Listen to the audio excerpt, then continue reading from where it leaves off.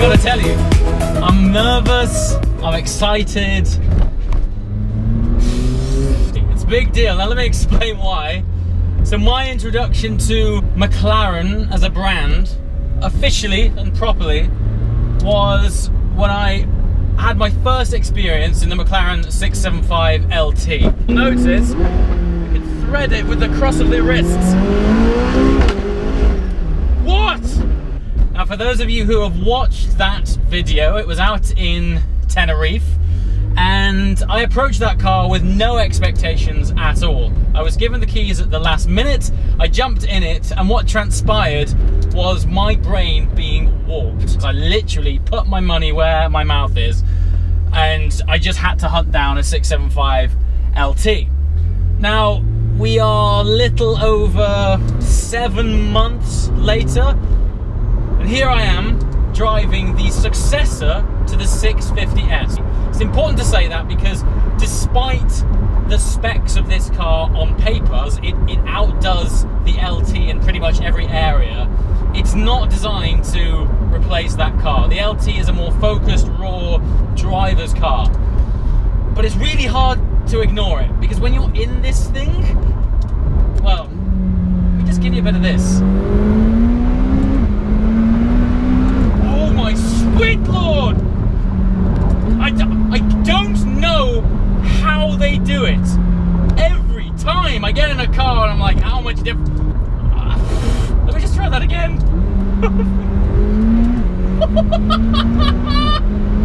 Oh God, I've got to back off. I've got to back off. This is a joke. Whew. Oh, it's unbelievable. The poke that this thing has is crazy.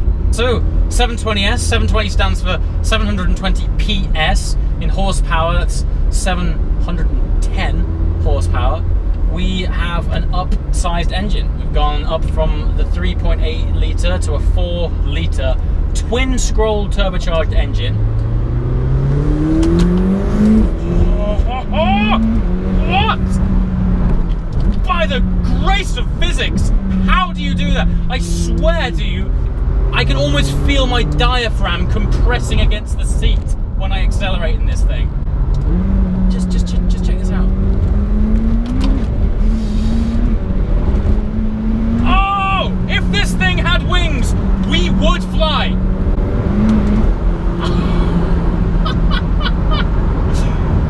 The ridiculous thing is that this is designed not to replace the LT, and it is a step on. Oh, the gear shifts as well are absolutely rapid. Mother! Oh, and it pops and cracks. One thing to note, the 720 that I'm driving has not been fitted with the optional sports exhaust system. Now, I've got to say, when you plant your right foot, it's such an attack on the senses. Good God! I gotta slow it down. Stunt pilots and air racers, they use breathing techniques in order to help them not pass out under G-forces. I can't help but think those techniques wouldn't go amiss right now.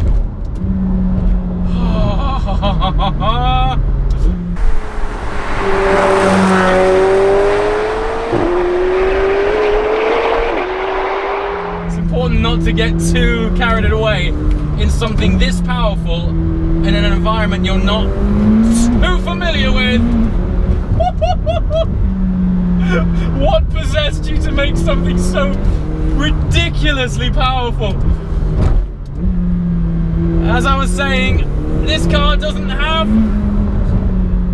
the optional sports exhaust system, but to be frank, right now, the power of it is taking my concentration so much, I don't think I could think about anything else other than where I'm going and where I'm braking. Which brings me round to the brakes. The brakes. For all of its straight line glory, you've got to have something to back up that power. These brakes, now, forgive me, McLaren, if I'm wrong, but I think I read somewhere that the brakes on this are actually smaller than on the LT, yet they pack a lot more punch. Pack a lot more punch? I need a HAMS device for my kidneys to hold them in place. That's just ridiculous.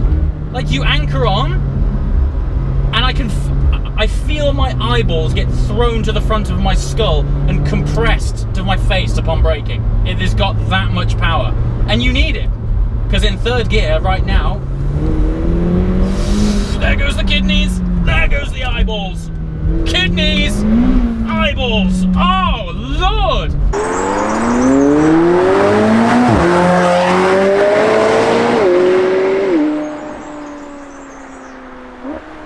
It sort of consumes your every sort of focal unit in your body to be able to sort of control and make sure that you're not going to die.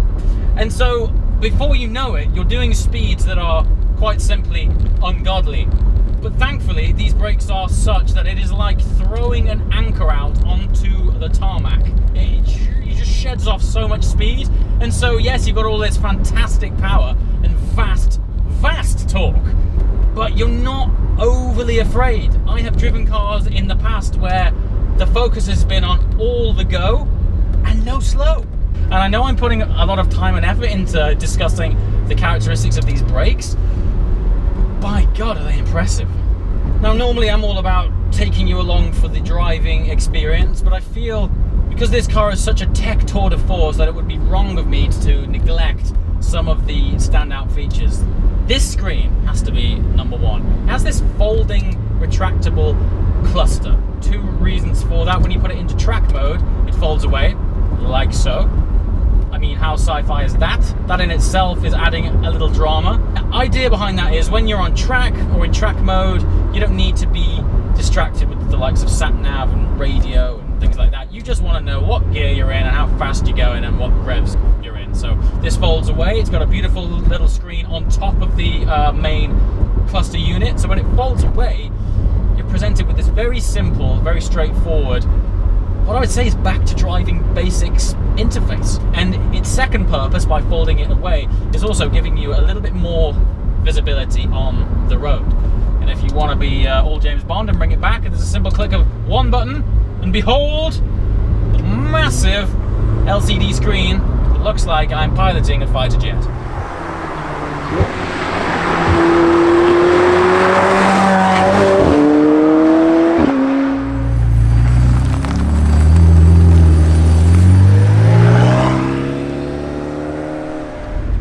Okay, let's talk aesthetics, shall we? Now, I know the way something looks is often typically very subjective and personal.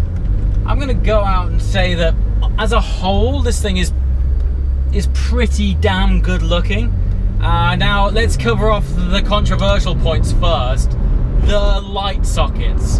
Now, it's great because it's unlike anything I've ever seen. It really makes this car unique and stand out. But, you know, in typical McLaren style, everything has a purpose. It's not just there for aesthetics' sake. To the degree that those eye sockets or those light sockets are inverted and hollow to allow air through. Directly behind the LED clusters sit little radiators, and it's there to allow air to flow through those lights and cool components of the car. So while it looks cool, and I actually think it looks great, it's the most controversial part of the car. What I will say is that on photographs, it really doesn't do it justice. You have to see the architecture of these headlights for it all to sort of click and make sense. But I fully agree, on photographs it does look a bit weird. But sculpturally, as a whole, this thing's a work of art. The doors are magnificent.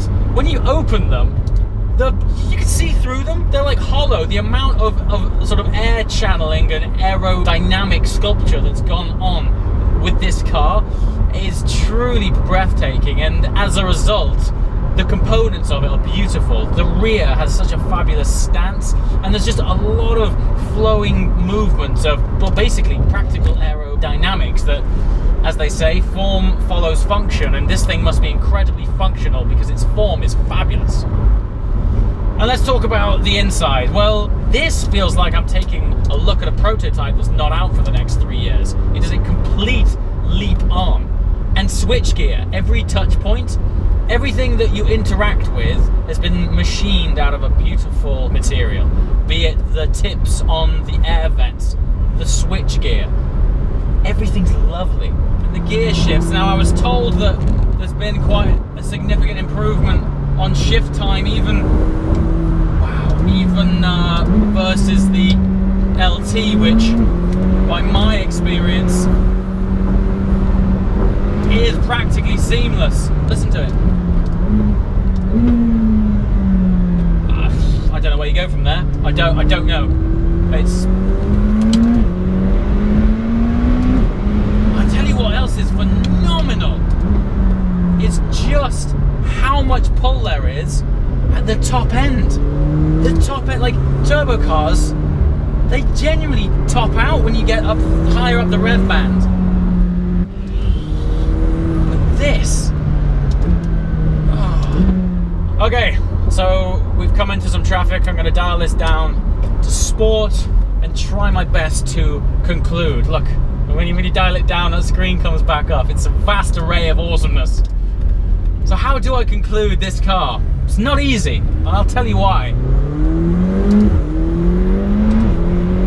Good Lord! That's why it's not easy. What I just did was not available to the realms of mortals a few years ago. You had to be in hypercar territory to get that kind of punch. However, for all of its punch and accelerative drama, I'm still not getting the hair standing up on the back of my neck. And what this brings me round to is, this is probably the best all-round daily driver supercar you can buy. I'm going to put that out there. It sounds pretty bold, but I'm pretty confident in saying as a complete package, it's probably the best car you can buy. Sounds amazing, right? Well, it is, but if you're after that weekend car, the car that's really gonna give you goosebumps and sound fantastic, this is not that car. It does not try and bite you. And if you're not looking for that in a supercar experience, then I don't think you can beat this thing. It is beyond unreal how capable, and its breadth of ability is so wide, it's hard to decipher where the GT car ends and the hypercar begins. It really does blur the lines between something that a few years ago I don't think you would have been able to develop.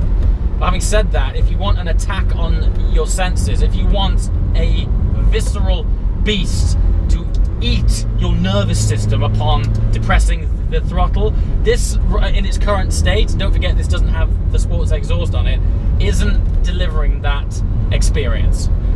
We got to remember, there's probably one day going to be an LT version of this car, so you've got to cut these guys a bit of slack and say they've got to leave room for potential improvement down the line. But the way it stands, you could drive this thing every single day, do your shopping, spank a Veyron on the way home, and then take the kid to football while visiting grandma. Its ability is that vast, and for that you have to applaud these guys, because the supercar market right now is well saturated with cars that have quite a broad breadth of ability, but not with the performance of this and the practicality of this. It is truly game-changing. As always, guys, thanks for watching. See you next time. Ciao.